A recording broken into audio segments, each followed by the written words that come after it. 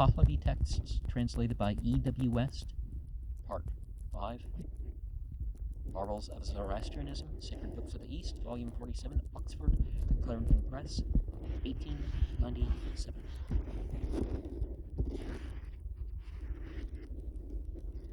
This date is, however, liable to some modifications for errors of observation on the part of the ancient astronomers, one of which errors being constantly in one direction must be taken into account. These old observers were not aware of the effect of refraction, which always makes the night seem somewhat shorter than it is in reality, and this would lead them to antedate the vernal equinox by rather more than a day, so that they would observe an apparent equinox in BCE 505 on the same day in the Parsi year as that on which the real equinox occurred in BCE 510. The most probable date of the establishment of the Parsi calendar is therefore BCE 505, with a margin of 4 to 8 years in either direction for accidental errors of observation. Was it a gap of 700, 800 years, something about the gap in the known existence of the Parsi community and the legendary existence of the Parsi community? That should be taken into account as well. A few years before this period, we know from the cuneiform inscriptions of the Behestun that Darius Hystaspes used an older calendar when recording his early victories over insurgents, which consolidated his empire. It was a time when he was introducing many reforms in the government, and being a believer in Auramazda, his most influential advisors would probably be Zoroastrian priests if they thought it necessary to reform the old calendar. The adoption of strictly Zoroastrian names for the new months and days in the Parsi calendar will be fully explained. But besides this ordinary civil calendar, in which New Year's Day was constantly retreating, the Persians had a rectified calendar for religious purposes, which intercalated an extra month from time to time for the purpose of bringing New Year's Day forward again to the vernal equinox and restoring the festivals to their proper seasons. It is this calendar which is used in the Behest 25, and its days and months are distinguished by the epithet Vehikakig, Veh plus Ik plus Ak plus Ig, belonging to what is really good, are Vehikak, belonging to the really good,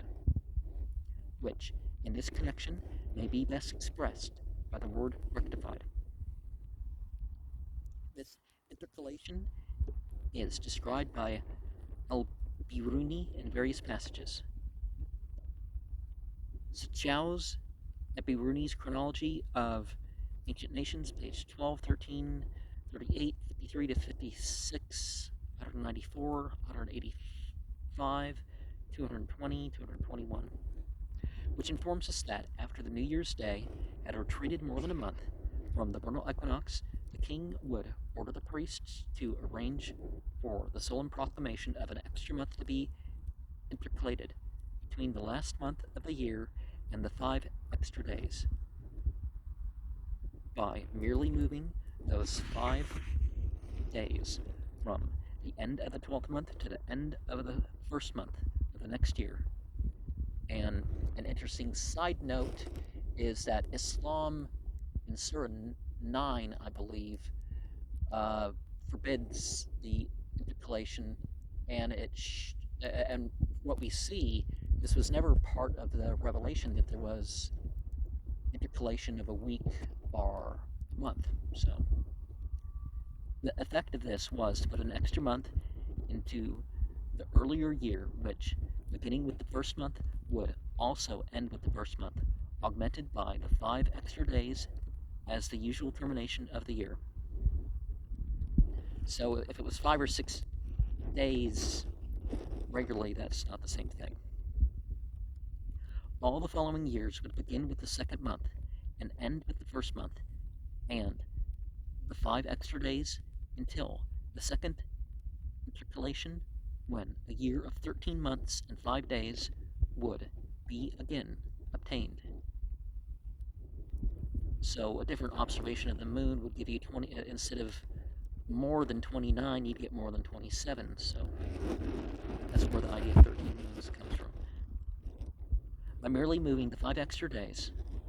to the end of the second month, which would thus become the last month of the year, while the third month would begin the year until the third intercalation. By these means, any number of intercalations could be made without any additional month being named, and the position of the 5 extra days always indicated the end of the rectified year, and that the rectified first month, which followed them, was to become the last month of the preceding year at the next rectification or intercalation. If the Parsi calendar, as used in Persia, were established BCE 505 as we have calculated, it ought to have been rectified by an intercalation of 1 month about each of the following years: BCE 381, 257, 133, 10, 115 of the Common Era, 239, 363, 487, 610. Al-Biruni, page 121, however, has recorded only one intercalation of 2 months in the time of Yazdakard I, 399 to 420 of the Common Era, son of Shah Puhar, when the extra 5 days were removed to the end of the original 8th month, Aban, where they remained until Abiruni's own time, page 56, about 1000 of the Common Era. The reason for intercalating 2 months at once was because the time for the 7th intercalation,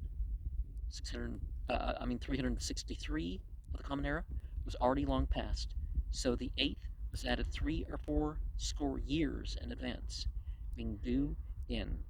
487. All that Abiruni says about this double intercalation is quite in accordance with the original establishment of the calendar by Darius Hystaspes, and would render any date more than 37 years later than his reign impossible. If the calendar had been established 38 years after the death of Darius, the 7th intercalation would not have been due till 1 year after the death of Yazdakard I. With regard to the earlier intercalations, which must have occurred to account for the movement of the 5 extra days, that of 115 of the Common Era was neither in the reign of Vologeses I, nor in that of Vologeses III, one of whom must have been the Ascanian renovator of the Avesta, that of 239 of the Common Era,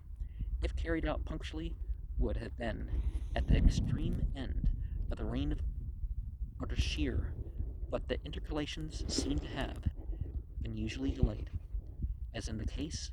of that of 363, which was delayed for 30 to 50 years, although it ought to have been carried out under the direction of one of those ultra-Orthodox high priests, Atropod, son of Mauraspend,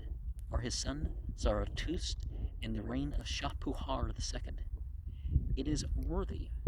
of notice that the names of both the days and months which have come down to us in this calendar of Darius include the names of 6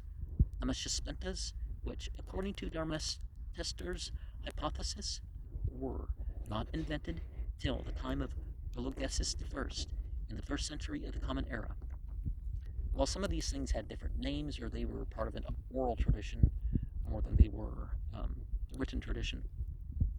we have positive evidence that the calendar of 12 months of 30 days each, with 5 extra days to complete the year, must have been established in the time of Darius, and this fact being recorded mechanically by the extent of the retreat of the Persian Parsis New Year's Day down to the present time, and by the number of months intercalated in the religious calendar down to the 5th century of the Common Era, being known from the position of the 5 extra days in the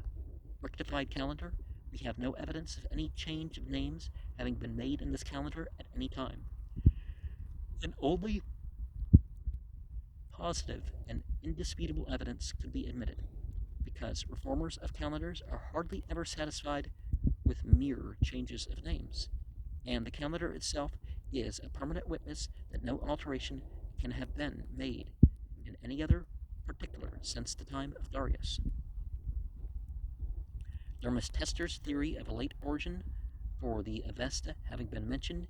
it may be allowable to add that the likelihood of this theory does not increase upon closer examination. It is a brilliant hypothesis, very carefully prepared to meet ordinary criticism, but it does not appear to convince Avesta scholars in general. For want of sufficient evidence, as it is very necessary to distinguish carefully between possibilities and probabilities, the former being not admissible as evidence unless corroborated by positive facts, its chief use has been in checking the tendency to exaggerate the age of the Avesta, but it seems itself to be an exaggeration in the opposite direction, a returning swing of the ever restless pendulum of judgment. On the other hand, the traditional age of the religion cannot be fairly considered as exaggerated, for the chief difficulty in accepting it as sufficiently old is that the nearer our researches penetrate to the time, the less real light we obtain. E.W. West. And I keep messing up. W.E. West is what we have in this title page of this book here, which I don't know if it's a misprinting or whether that's what happened with this volume of Sacred Books of the East.